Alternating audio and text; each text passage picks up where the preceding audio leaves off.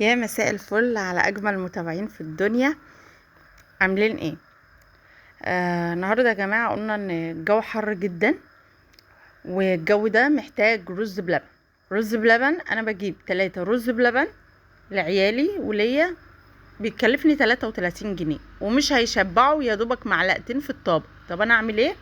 جبت كيلو لبن، وبقول لكم حطيت كوبايه رز، كوبايه الشاي يا جماعه بتاعه الرز، مج الشاي مليته رز وسلقته، حطيته يتسلق في الحله الكبيره دي. ده الرز بلبن بتاع المحلات. في ناس هتقولي الرز بلبن الحلو بيتعمل من غير ما يتسلق. لا يا جماعه، جربوا الوصفه دي ومش هتندموا، بصراحه تحفه. انا هنا جبت كوبايه رز وحطيتها في الحله وسبتها تتسلق مع نفسها، وهنا بغلي في الكازرولة ديت كيلو لبن. تمام، ما شاء الله طلع لي كميه كويسه، كميه حلوه. لو انا هجيبها من بره والله العظيم لا تعدي ال100 جنيه وزياده. لا، انا اتكلفت دلوقتي كيلو لبن ب25 جنيه وكوبايه رز. اسلق الرز كويس جدا، مش قوي يعني هنا العيال قالوا عايزين مقرمشات يا ماما، جبت لهم المقرمشات دي من عندنا يا جماعه.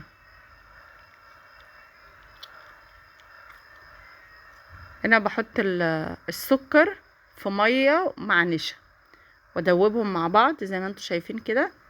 حطيت 10 معالق سكر. كيلو لبن مع الرز مع كده طلع مظبوط. انا ممكن كنت اقلل معلقه عن كده، بس الولاد بيحبوا كده. وهنا كنت جهزت على الرخامه الاطباق اللي هصب فيها الرز بلبن. هو الطبق من بره يا جماعه بنجيبه هو قد ده بالظبط كده والله، واقل كمان معلقتين رز، وعلى كده الحمد لله تمام. ب11 جنيه الطبق. طب وعلى ايه؟ لا، كيلو اللبن ب25 جنيه مع كوباية رز مع النشا مع السكر، 100 100. عمل لي كمية محترمة. اشتركوا يا جماعة في القناة، اللي ما اشتركش يشترك ويفعل زر الجرس عشان يوصل لكم كل جديد انا بقدمه.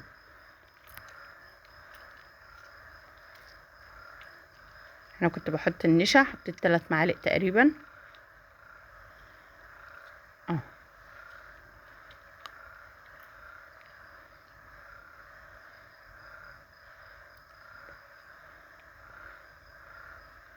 رز بلبن بينفع في الشتاء وبينفع في الصيف، بيبقى أكلة حلوة. في الشتاء ناكله سخن ويبقى حلو، في الصيف بتحطيه في التلاجة، جميل للأطفال بيحبوه.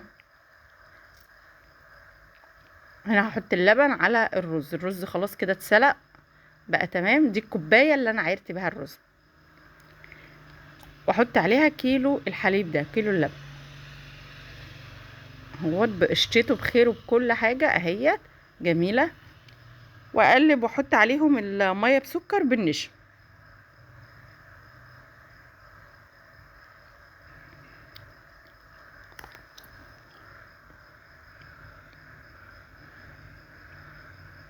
اهو تمام كده.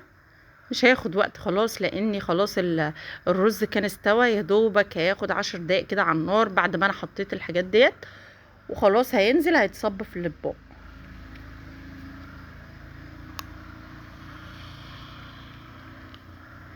هنا بقول لكم ان انا كان عندي كيس كريم شانتيه معرفتش اعمل بيه حاجه، حطيته في الرز بلبن، بيدي طعم حلو. محلى طبعا بسكر مش خام، حطيته وقلبت، بيدي ريحه حلوه وطعم كويس برضو.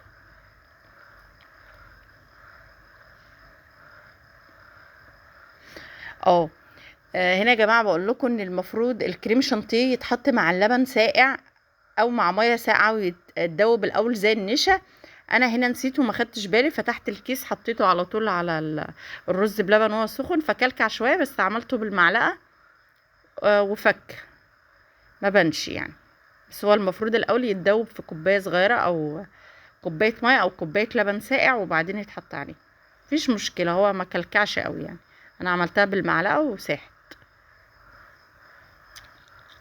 انا خلاص الرز بلبن يا جماعه ما يبقاش تقيل قوي وهو سخن، ماشي، قوامه تقيل هينشف لما يبرد. وبرده ما يبقاش سايل قوي، يبقى عامل زي المهلبيه. بيبقى قوامه وسط يا جماعه، قوام وسط. ده قوام وسط. انا ما كنتش اقلبه الرز كويس جدا تحت، لان الرز بيبقى تحت في الحله. بص ايوه كده القوام سخن جه على وشي. كده القوام يا جماعه بتاعه وسط، ولا هو تقيل قوي ينشف في الاطباق بعد ما يسقع، ولا هو خفيف قوي يبقى عامل زي المهلبيه. هو وسط. مليت من الاطباق ديت تقريبا كده، اللهم بارك، تقريبا 11 طبق او 10 اطباق. اللهم بارك. والله يا جماعه بنجيب الطبق ده من بره ب 11 جنيه، طبق الرز بلبن. ايوه اهو. حطيت على طبقين كده شويه مكسرات عندي فايدين او سوداني. بحب قوي على الرز بلبن جوز الهند والزبيب، بعشقه. ما كانش عندي. طبعا غلط يا جماعه. المكسرات دي تحطيها عليه بعد ما يسقع في التلاجة. لو انت عايزه تاكلي عليه مكسرات تحطيها اول باول. انا حطيتها وهو سخن ودخل التلاجة، فالمكسرات رطبت على الرز بلبن. بسم الله ما شاء الله، تقريبا كده 11 طبق. اللهم بارك. لا فاحسن حاجه نحط بقى جوز الهند والزبيب، تحفه جدا على الرز بلبن. او لو انت عايزه مكسرات تحطيها صابح اول باول. هنا يا جماعه بقول لكم انا تاني يوم حطيته في التلاجة. هنا كنت كلت منه بقى، بس بوريهولكوا. هو خفيف حلو، يعني مش ناشف قوي ولا هو سايح قوي زي المهلبيه. كان طعمه اللهم بارك، والله العظيم تحفه زي بتاع المحلات بالظبط يا جماعه. والله ما شاء الله مش ناقصه حاجه.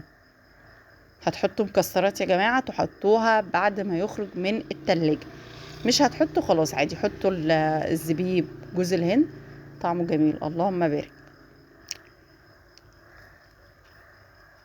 اسلقوا يا جماعه الاول الرز، ما تكتروش في الرز قوي عشان تحسوا بطعمه. جربوها.